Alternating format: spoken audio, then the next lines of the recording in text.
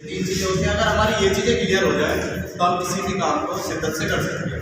ठीक है, तो देखिए जैसे कि साइंस कहती है इस पूरे संसार के अंदर केवल 92% लोग इस तरीके के होते हैं जैसे हम लोग आए इसी तरीके से दुनिया से चले जाएंगे। हमें कोई मतलब नहीं होता कि हमारे जाने के बाद कोई हमें याद करेगा या नहीं करेगा, कोई हमारा नाम लेगा या नहीं लेगा, या हमारी कोई वैल्यू है या नहीं।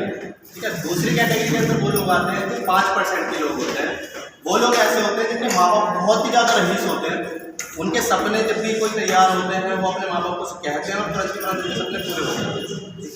तीसरी कैटेगरी इसी में होती है जो कि 3% के लोग होते हैं। वो लोग इतनी ज़्यादा मेहनत करते हैं अपने सपनों को पूरा करने के लिए कि वो अपने सपनों को अचीव कर लेते हैं। अब यहाँ पर जितने भी लोग बैठे हुए हैं मुझे ये बताइए, आप 92% की कैटेगरी में आते हैं, 5% की कैटेगरी में आते हैं या 3% की कैटेगरी में आते हैं? 3%। 3% की में अब इस वजह से आने लगे क्योंकि हम आर्ट्स एंड करते। ठीक है, अगर हम थोड़ी देर के लिए आर्ट्स को साइड हटा देते हैं तो हम फिलहाल कौन सी कैटेगरी में आते हैं? 92% वाले में, क्योंकि हमारे जाने के बाद किसी को नहीं पता कि हम हैं कौन।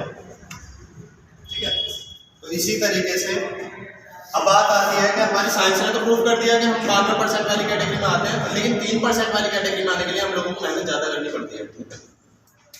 अब बात आती है कि हम लोग जो यहाँ पर आए हैं, आने के बाद हमें जो चीज़ सीखनी है वो किस तरीके से सीखते हैं। देखो पूरे संसार के अंदर इन दो कैटेगरी में लोगों को डिवाइड करा गया है। एक तो 95% लोगों की कैटेगरी होती है और एक 5% वाले लोगों की कैटेगरी। ये जो 95% होते हैं ये लोग होते हैं गरीब, यानी कि हम लोगों जैसे होते हैं, यानी कि हम अपनी ज़रूरतों को पूरा करने के लिए दिन रात मेहनत करते हैं और मेहनत करने के बाद में हम केवल 2 टाइम की रोटी खा सकते हैं। ये 5% लोग होते हैं इनके पास बेइंतहा पैसा होता है, ये इस पैसे से एंजॉय करते हैं, लाइफ स्टाइल भी अच्छी होती है, इनके बच्चे बहुत अच्छे स्कूलों में पढ़ रहे होते हैं। अब बात आती है कि ये 95% लोग हैं, यानी कि हम जो सारे लोग, हम लोगों की बेसिक रिक्वायरमेंट होती है, हमें खाना होता है, कपड़े पहनने होते हैं, खाना खाना होता है, इन सारी जरूरतों को पूरा करने के लिए हम लोग क्या करते हैं? काम करते हैं। काम और कहाँ करते हैं? इन्हीं 5% लोगों के पास काम करते हैं। ऐसे ही है, किसी गरीब आदमी के यहाँ पहुँचा लगाना तो नहीं जाता ना। अब जब हम 5% लोगों के पास काम करते हैं तो ये इसके बदले में हमें देते हैं पैसा, ऐसे ही। अब इस पैसे का हम कर रहे हैं क्या? खर्चा, और साथ में करते हैं थोड़ी सी बचत। ठीक है, खर्चा किस तरीके से करते हैं? हमारे घर में जो भी हम अमाउंट जाकर देते हैं पूरे महीने का, लगभग 50 से 60% पैसा हमारे रोजाना की जरूरतों में यूज होता है। इसके बाद हमारा 20% पैसा सेहत के ऊपर खर्च होता है, और इसके बाद अगर हमारे पास जो भी पैसा बचता है लगभग हम 10% की सेविंग करते भी हैं, क्योंकि हमारे पास कब बुरा वक्त आ जाए हमें पता नहीं है। ठीक है, अब ये जो खर्च कर रहे हैं हम, ये खर्च कहाँ करते हैं हम? क्या कर जहाँ से हमें वो स्वाद मिलते हैं जो हमारी बेसिक रिक्वायरमेंट होती है। तो कोई भी प्रोडक्ट जिसकी हमें रिक्वायरमेंट होती है, अब ये प्रोडक्ट अगर हमें लेना होता है तो या तो हम किसी दुकान के पास जाएंगे, या फिर ये जो प्रोडक्ट मैन्युफैक्चर होता है किसी न किसी मैन्युफैक्चरिंग यूनिट में तैयार होता है। क्या ये मैन्युफैक्चरिंग यूनिट कभी भी किसी भी कस्टमर के पास आकर नहीं बोलते कि ये पेन ये मार्कर मैंने बनाया है आप डायरेक्ट ले लो? कभी नहीं करते। ये क्या करते हैं, साथ में कुछ बिचौलिए तैयार करते हैं और एक विज्ञापन करवाते हैं, और फिर जाकर इस कस्टमर को पता चलता है कि ये मार्कर आया है जिसकी लिखाई बहुत अच्छी है। अब सपोज करो किसी भी कंपनी ने अपना कोई भी प्रोडक्ट 30 रुपये में अपना मुनाफा निकालने के बाद ये प्रोडक्ट तैयार कर दिया, क्या इस ग्राहक को ये प्रोडक्ट 30 का ही मिल जाएगा? नो, क्योंकि इस बिचौलिए के अंदर 5 से 7 लोग होते हैं जो अपना मुनाफा निकालने के लिए उस प्रोडक्ट की क्वालिटी और क्वांटिटी गिरा देते हैं। ठीक है, विज्ञापन वाले आकर ये हमें बताकर चले जाते हैं कि ये वाला प्रोडक्ट बहुत ही अच्छा है, हम लोग इस्तेमाल करते हैं, आप लोग भी इस्तेमाल करते हैं। तो लगभग 70% पैसा इन बिचौलियों में बढ़ जाता है और हम लोगों के पास तक आते आते इसकी कीमत 100 रुपये हो जाती है। आज तक हम इसी काम को करते आए हैं। हमने हल्दी खरीदी, नमक खरीदा, मिर्च खरीदी, जो भी हमारे घर में यूज होने वाले प्रोडक्ट हैं वो सारे हमने इस तरीके से खरीदे। अब बात आती है, क्या ये जो बिचौलिए हैं क्या ये लोगों का भला करने के लिए बैठे हुए हैं? इन्हें तो अपना मुनाफा करना है। इंसान की एक नेचर होता है कि उसे लालच आता ही है। अगर उसने 1 लाख रुपए लगाया तो 10-15 हज़ार रुपये तो कमाएगा ना। इसी तरीके से ये बिचौलिए कुछ ना कुछ मिलावट करते हैं उन प्रोडक्टों के अंदर जो हम लोगों के पास तक आते हैं, जिसकी वजह से हम लोगों की तबीयत खराब होती है। और तबीयत खराब होती है तो हम कहाँ जाते हैं? हॉस्पिटल के अंदर। और हॉस्पिटल होते किसके हैं? यही 5% लोगों के।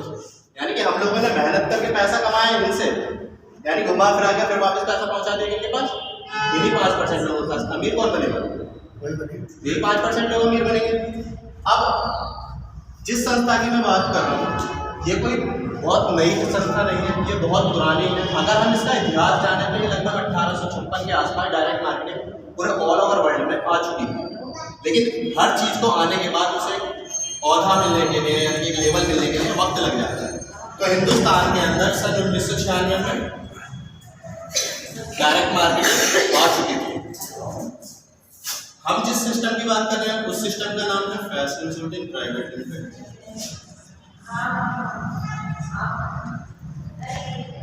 ये भीलवाड़ा राजस्थान की कंपनी है। सन 2000 के अंदर इन्होंने डायरेक्ट मार्केटिंग में कदम, इन्होंने ये कहा कि देखो ये जो माल बन रहा है, माल बनाने वाला तो कभी मिलावट करेगा ही नहीं। ये जो बिचौलिए हैं, हमें बिचौलिए की कोई रिक्वायरमेंट है ही नहीं। हम बिचौलियों को नहीं लेकर आएंगे और विज्ञापन नहीं कर पाएंगे। यहाँ क्या होगा? एक ब्रांड होगी, आप प्रमोटर होगे और कस्टमर होगा। जो प्रोडक्ट यहाँ 30 रुपए का बन रहा है वो भी यहाँ पर 30 का बनेगा। और आज जो हम प्रोडक्ट सेल करते हैं वही प्रोडक्ट आप कस्टमर को 100 रुपये का सेल करोगे। जो 70 रुपये बिचौलिए लेते थे वो 70 रुपये आप में और हम में जो एसोसिएट बायर है उनमें बढ़ जाएगा।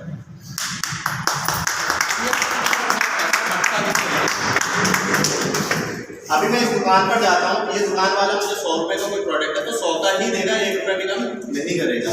लेकिन हिंदुस्तान के अंदर गवर्नमेंट ने एक स्कीम चलाई थी। उन्होंने ये कहा था कि आप कभी भी किसी के भी रजिस्टर्ड ग्राहक बनते हो तो आपको KYC करवानी होती है, जिसमें हमें अपने डॉक्यूमेंट सबमिट करने होते हैं। जैसे हम राशन कार्ड बनवाते हैं तो हमें डॉक्यूमेंट देने होते हैं, सेम इसी तरीके से यहाँ पर भी हमें डॉक्यूमेंट देने होते हैं। जैसे ही हम लोग ये KYC करवाते हैं, एक 10 नंबर का नंबर जनरेट हो जाता है। और इसके बाद जैसे ही हम कोई भी प्रोडक्ट परचेज करते हैं तो 10 से लेकर के 25% आपको हाथों हाथ डिस्काउंट हो जाता है। क्या आज हम लोग डिस्काउंट लेने के लिए 5 से 7 लोग नहीं जाते हैं? जाते ना, मॉलों के अंदर जाते हैं हम लोग। इसी तरीके से यहाँ पर जैसे हम ये KYC करवाते हैं तो 10 से 25% हमें हाथों हाथ डिस्काउंट होने लगता है। इसके बाद ये कहते हैं कि अगर आप हमारे साथ काम करते हो तो हम आपको 10 से लेकर के 32% परफॉर्मेंस बोनस देते हैं। जैसा हम छोटे बच्चों को देखते हैं, वो स्कूलों में जाते हैं, पढ़ाई करते हैं, पढ़ाई के साथ साथ जब वो अपनी पढ़ाई बहुत अच्छे लेवल से कर रहे होते हैं तो उन्हें प्रोग्रेस मार्क मिलते हैं ना, कि भाई आप लोगों ने बहुत अच्छी मेहनत करी है, ठीक है, आपको ये हमने 1 स्टार एक्स्ट्रा दे दिया। ये इस तरीके की इनकम यहाँ से शुरू होती है। इसके बाद ये कहते हैं कि हम 3 से लेकर के 8% रॉयल्टी आपको देते हैं। रॉयल्टी के बारे में कितने लोग जानते हैं? मेरा एक छोटा सा फंडा है, मैं जिस तरीके से समझाता हूँ शायद बहुत अच्छे से समझ में आ जाए। लेकिन इंसान की लाइफ में ये 4 चीज़ें हमेशा होती हैं। Number 1 accident. क्या यहाँ पर जितने भी लोग बैठे हैं कभी भी छोटा या बड़ा एक्सीडेंट हुआ है या हम उस एक्सीडेंट को रोक पाते हैं? रॉयल्टी इनकम उसी को कहते हैं कि अगर हमारा एक्सीडेंट हो गया, हमारे हाथ पैर काम नहीं कर रहे तो पैसा आता है। दूसरी चीज़ होती है इसके अंदर, कोई भी नेचुरल डिजास्टर आ जाए, प्राकृतिक आपदा। क्या हम प्राकृतिक आपदा को रोक सकते हैं? आया सब लोग पेड़ लगा कर बैठे हुए थे, है ना? क्या उस टाइम पर हम जहाँ पर भी काम करते थे वहाँ से उन लोगों ने पैसा भेजा? हम लोग नहीं भेजेंगे। ये रॉयल्टी तब पैसा भेजते हैं जब कोई भी नेचुरल डिजास्टर आता है। तीसरी चीज होती है डेथ। कोई इंसान ऐसा है जो अमर होकर आया? हर इंसान को इस दुनिया से जाना है। जिस दिन हम इस दुनिया से चले जाएंगे तो जो भी हमारी नॉमिनी में होगा वो पैसा ट्रांसफर होने लगेगा। अगर यहाँ पर जितने भी लोग बैठे इतने खुशकिस्मत हैं और ऐसी किस्मत लिखवा कर आए हैं उसके साथ ना तो कभी एक्सीडेंट हुआ, ना कोई उसके सामने नेचुरल डिजास्टर आया, ना उसकी डेथ हुई, क्या वो हमेशा जवान रहेगा? बुढ़ापा तो आएगा। अब बुढ़ापे में कोई एक बंदा बता दो मुझे कि बुढ़ापे में पैसे की ज़्यादा जरूरत होती है कम जरूरत होती है? तो आज हम जिस भी फील्ड के अंदर काम करते हैं, क्या वो फील्ड हमें बुढ़ापे में ज़्यादा पैसा देगा या कम पैसा देगा? नहीं देगा। 2 लाख मार के और बाहर निकाल के खड़ा कर देगा तो काम के लायक नहीं रहेगा। ठीक है, तो ये रॉयल्टी इनकम तब हमारे काम आती है जब हमें सबसे ज़्यादा ज़रूरत होती है। इसके बाद ये कहते हैं हम आपको 1 से लेकर के 5% टेक्निकल बोनस देते हैं।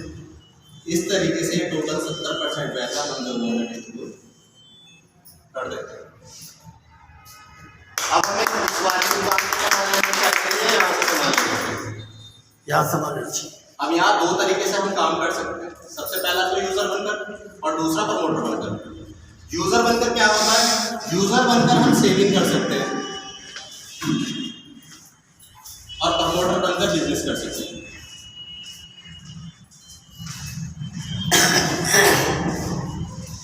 अब आप लोग यूजर बनने आए हो या प्रमोटर बनने आए हो? प्रमोटर। खाली प्रमोटर वाला बता दो या सेविंग वाला भी बता दो? दोनों बताओ सर।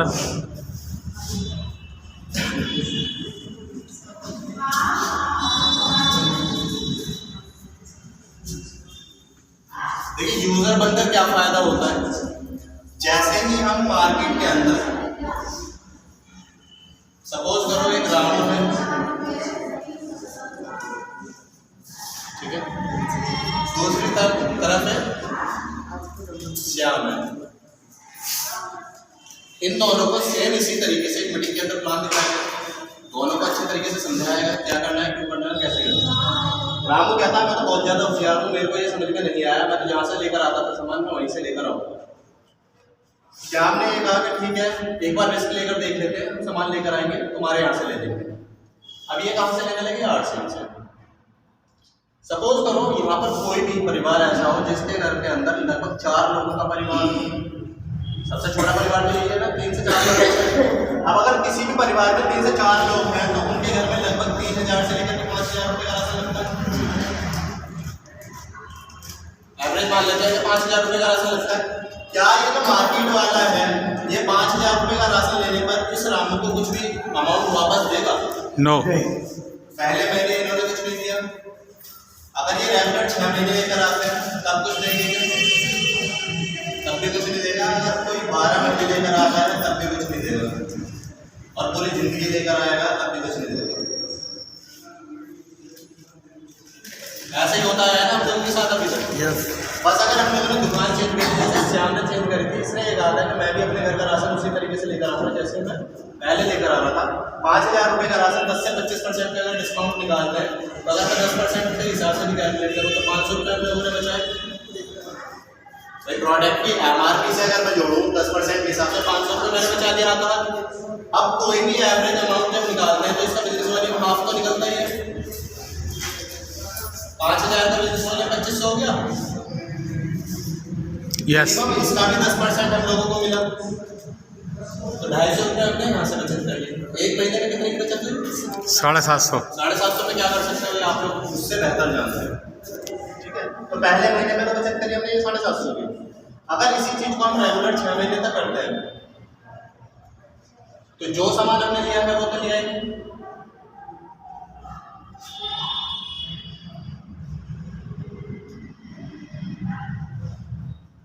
छह महीने हमारी टोटल बचत हुई 4500 रुपये की। इसके बाद 7वां महीने जैसे ही होता है कंपनी ये कहती है मैं 2500 रुपये का राशन आपको फ्री दे दूँगी। कौन सी दुकान से सामान लेना चाहिए?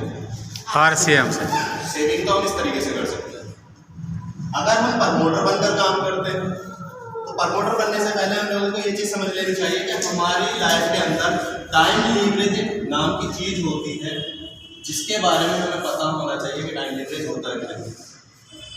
यहाँ पर जितने भी लोग बैठे सब नौकरी करते हैं क्या? घरों में सब लोग नौकरी करते हैं ज़्यादातर।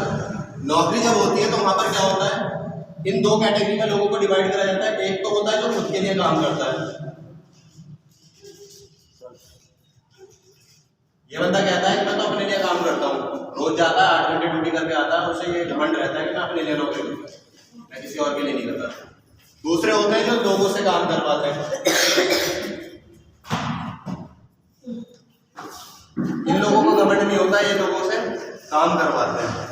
अब ये जो इंसान है ये जब तक काम करेगा तब तक इसके घर में पैसा आएगा, लेकिन ये जो लोग हैं जो लोगों से काम करवाते हैं, तो इन लोगों ने क्या सीखा कि टाइम लीवरेज होता क्या है।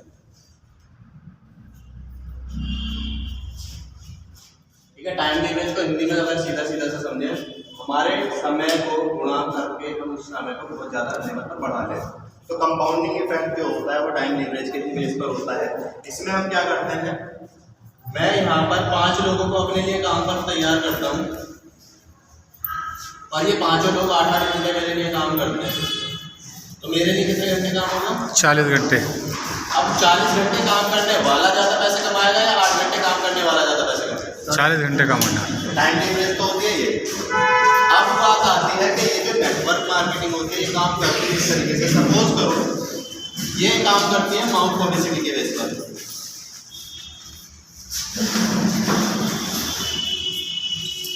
माउथ पब्लिसिटी के बेस पर चलता है ये वाला बिजनेस। क्या होता है इसके अंदर, मैंने कोई भी बात किसी के भी कान में कही, ये वाली बात किसी को बतानी नहीं है, लेकिन वो वाली बात फैल जाती है, आगे चलकर ये और बड़े लेवल पर जाने लगती है, और एक टाइम ऐसा आता है कि मैं काउंट भी नहीं कर सकता, ये उस लेवल पर बात चली जाती है। जैसे कि मैं एक एग्जांपल लेकर बताता हूँ कि अलीगढ़ के तालों का ऐड देखा है कि कभी किसी ने टीवी पर आता है, टीवी का ऐड कभी कोई ऐड नहीं आया करता था, लेकिन पूरे ऑल ओवर वर्ल्ड में ताला फेमस हो गया। यस। फेमस हुआ, किसी ने किसी के कान में कहा, किसी ने किसी के कान में कहा, वो कान में कहते कहते पूरे वर्ल्ड में फेमस हो गया। इसी तरीके से ये हमारा टाइम लीवरेज के बेस पर नेटवर्क क्रिएट होता है। अगर मैं यही काम सपोज करो आरसीएम के अंदर आकर करता हूँ, सपोज करो मैंने पहले अपनी 5000 रुपये की परचेजिंग करी और मैंने ये प्रोडक्ट यूज़ करा, मुझे अच्छा लगा, मैंने तारीफ करी और मैंने 10 लोगों को बताया। एवरेज कोई भी इंसान जब बताने पर आता है तो 10 से ज़्यादा लोगों को भी बता सकता है। अगर मैंने 10 लोगों को बताया, इन 10 लोगों ने अपनी ज़रूरत के हिसाब से 5-5 हज़ार का राशन लिया, तो लगभग 50,000 का राशन हमारा 1 महीने में सेल हो गया हमारे। अब सिस्टम ये कहता है कि आप लोगों के बेस पर जो भी बिजनेस जनरेट होगा, मैं उसके बदले में आपको लगभग 4450 रुपये आपको दे दूँगी और बाकी लोगों को 600 रुपये। वेरी गुड, एक बार तालियां। अब यही काम अगर मैं दूसरे महीने कर लेता हूँ तो ये 10 लोगों से बात सीधी 100 लोगों तक जाती है। करने वाले करते हैं, एक राजस्थान के हैं वो कर रहे हैं इस तरीके से। उन्होंने ये कहा कि अगर हम 10-10 लोगों को आगे प्रमोट कर देते हैं तो यहाँ आने के बाद जो हमारी इनकम होती है वो 74,000 रुपये होती है।